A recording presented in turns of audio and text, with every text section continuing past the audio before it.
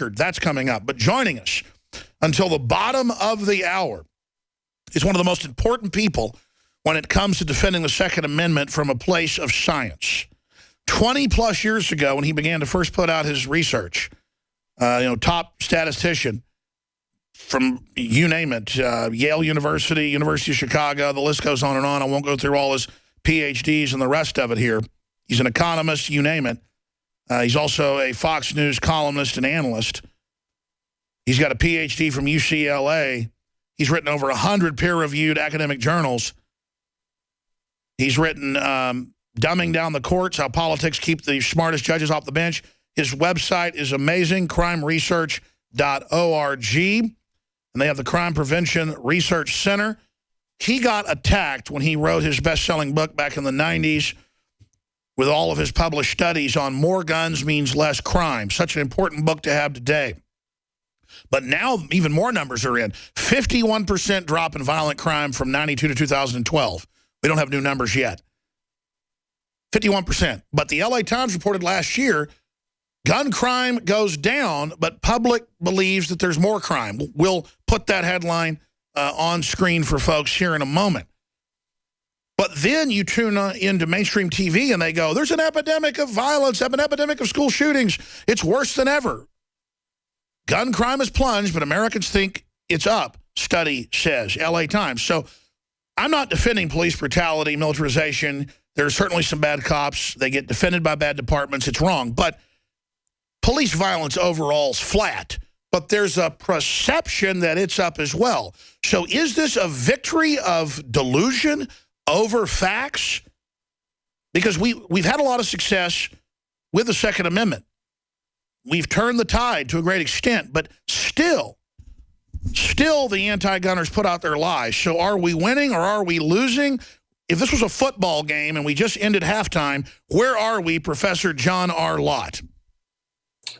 Well, thanks for having me on. Well, I mean, I think it's divided. If you look at a lot of states, things have been getting better in terms of allowing individuals to defend themselves. If you look federally, you have a lot of judges being put on the bench right now who are not very sympathetic to individuals having the ability to go and defend themselves. And obviously, President Obama has been trying to do many things recently, trying to ban one of the most popular type of bullets for what's the most popular type of rifle in the United States. But I think on net, things have generally been improving. My big concern is that you have people like Michael Bloomberg, George Soros, President Obama, many large foundations are putting a huge amount of money. I mean, literally hundreds of millions of dollars trying to put out studies to go and claim bad things about guns on net.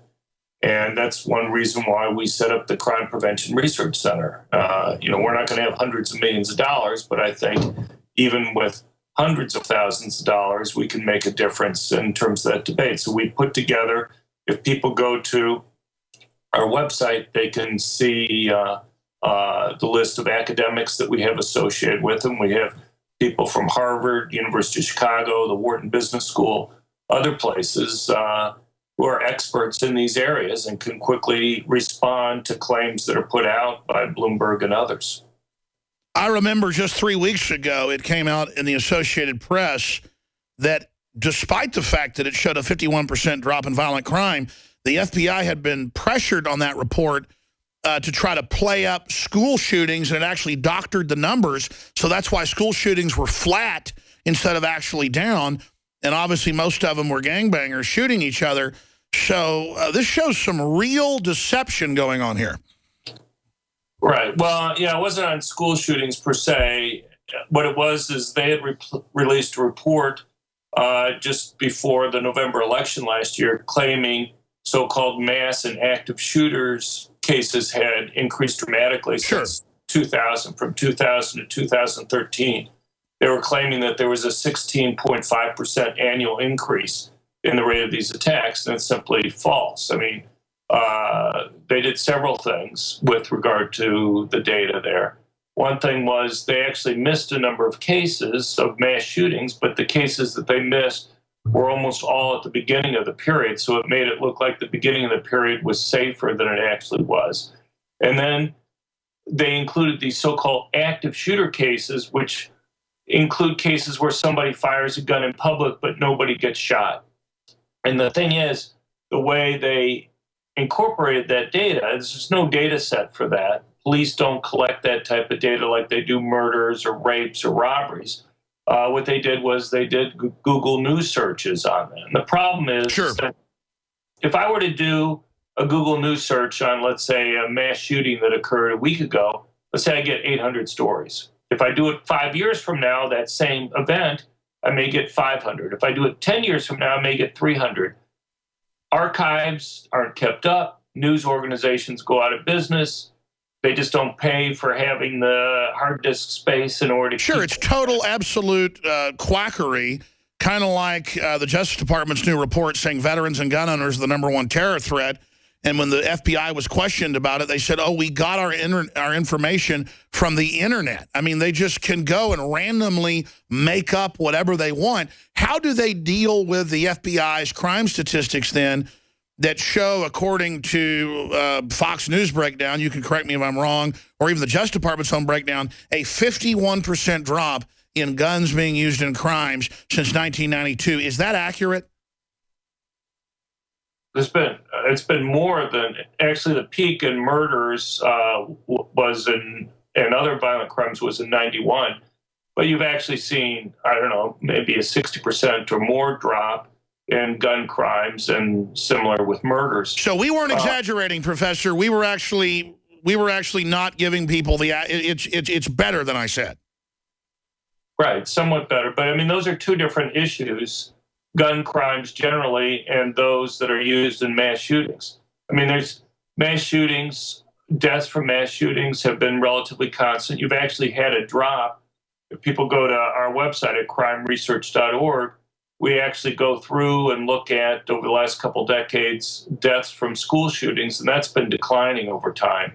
Right now, the rate of deaths in school shootings is about half what it was in the early 90s. Sure, I mean, but then you ask the public, they think there's an epidemic. So what do we do about this brainwashing, as the Attorney General called it that? What do we do about this brainwashing, Professor? Well, what you do is, people try to inform themselves. We have places like Crime Prevention Research Center where hopefully within a news cycle, when Bloomberg or others or the Obama administration comes out with reports, we have people working with us who know where the data actually is, and we can go and put out kind of correct information. It's hard to get that out, in the FBI report. Fox was the only one that was interested in running a story on it, even though when the original report came out, it was front page stories in the New York Times, the Wall Street Journal, USA Today, led on all the major news broadcasts. But it was simply false. I mean, it fit into the narrative that the Obama administration wanted to push at the time, and to try to gin up some support for gun control before the election last November. Absolutely, but they got caught with ClimateGate, with the actual emails saying, let's hide the decline. New memos have come out where they fudge the numbers on that as well, or would put thermometers out on black tarmacs to raise the temperature. Has there always been this type of institutional and academic fraud, Professor, and we're just learning about it now, or is it getting worse? Well, I think over time, I've been reading FBI reports for 30 years. The FBI has kept a Chinese wall between kind of political influences and the raw data. The report that was released before the election last November is the first time and the only time that I've really seen FBI numbers actually corrupted in that way. And it's something that concerns me. I hope it's not a trend that goes on. I mean, surely data has been used for political purposes, but there's always been a distinction between how data is used and the actual raw data. I mean, other academics around the country will use that raw data for studies, and if the raw data is corrupted, it's going to make it so that all those studies that use that data are going to be pretty useless.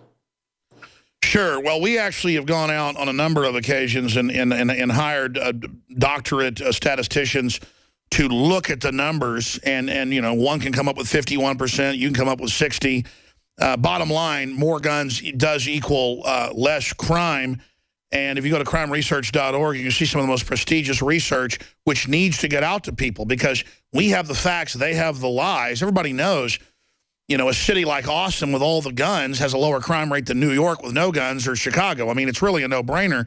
But Nobel laureate Milton Friedman called John Lott, said John Lott, quote, has few equals as a prospective analyst and controversial public policy issues. He's been one of the most productive and cited economists in the world. He's ranked 26 worldwide in terms of quality adjusted total academic journal output, 4th in terms of total research output, and 86th in terms of citations. That's worldwide out of tens of thousands. Among economics, business, and law professors, his research is currently the 25th most downloaded in the world. He's also a frequent writer of op-eds. And I'm not trying to sit here and, grovel at the feet of the professor, but he really is a top academic that big corporations, governments, militaries come to get real numbers, folks. Not the publicized Obama garbage where they get, what's breaking the back? Let me ask you this, getting out of statistics, Professor. What is breaking the back? Because, I think we're starting to break it. We're starting to win, which really makes me fear for what they're going to pull next, what hype they're going to go with. How will they strike back, A, the anti-gunners, obviously executive orders, but more, I want to know. And then B, looking at this just as a layperson, not as a professor, why are they so anti-gun? What's driving them?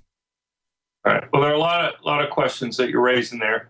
Let me just point out first, if you look at polls, whether it be Pew or Gallup or CNN, over time there's been increasing opposition to gun control. The latest polls show that on net you have significantly more people opposing gun control than support it. And that if you look at Pew's surveys, for example, that change basically started around 1999, 2000, and it's gradually been getting more opposition. Right now, people oppose more gun control by about a 52 to 46% margin.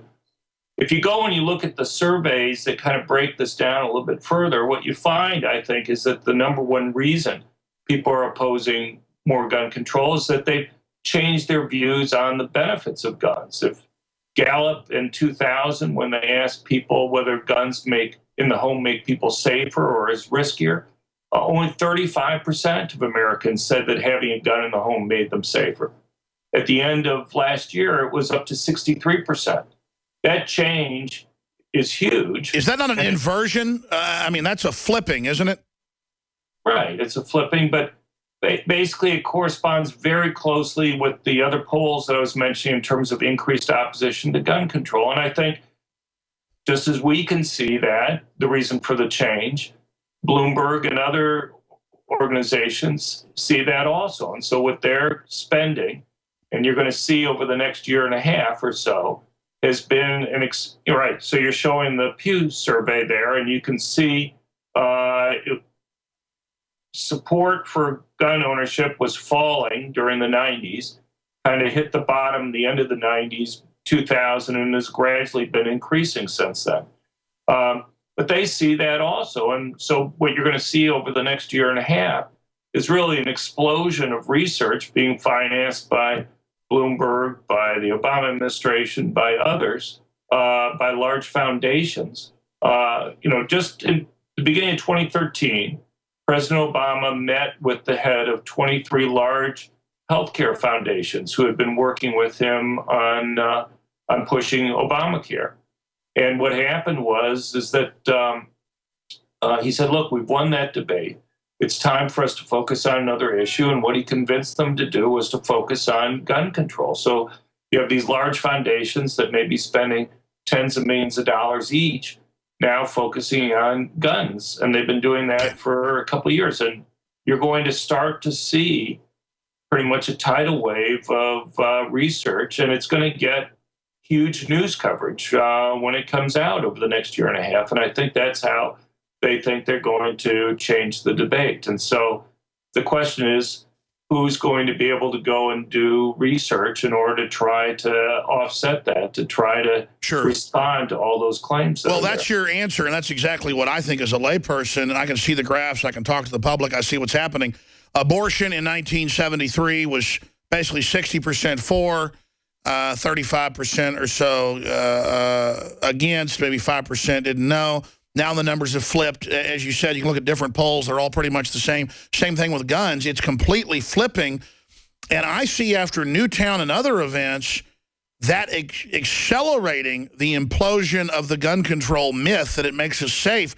Is there a danger for Bloomberg and Soros and these other operatives? Is there a danger for them, Professor, if their past propaganda pitches backfired? Then is there a chance, and I personally think, this will cause an even bigger backlash? Well, I don't know. I mean, they're doing it differently. They're basically funding academics that agree with them, giving them lots of resources to produce research. And so I'm not sure. I think it will have some impact on the debate. I mean, if you have academics constantly coming out and saying that guns are bad, I mean, I think they're not representative of the research that's out there and that it's misleading. But you have to understand the problems with the research, and most people in the media don't have the background or the knowledge to go and dissect those claims that are going to be made. And that's the reason why we set up crimeresearch.org. Well, here's why I know, just as a man and as a media person, why they're going to lose in the end. And that's because people have lost confidence in the central government to protect them. They've lost confidence in most local governments to protect them. It's not the local government's job to protect you. And people now are understanding they need to get prepared and be the captain of their own ship. And I think it's for that reason the major libertarian swing that even the Financial Times of London reported on worldwide. I mean, we're seeing gun control reversals in other countries now. I think this is the beginning of a libertarian renaissance. But as you said, the empire is going to strike back with quack science. But I think we've got a good chance of really winning, Professor. Well, it's going to be an interesting debate. You know, all we can do is just try to get accurate information out there. You know, there's to accurately measure both the costs and benefits of people being able to own guns. I mean, there's been some changes for the better. I'll just mention a couple things. One is, if you go back to 2007, there were about 4.6 million concealed carry permit holders. Now there's over 12 million.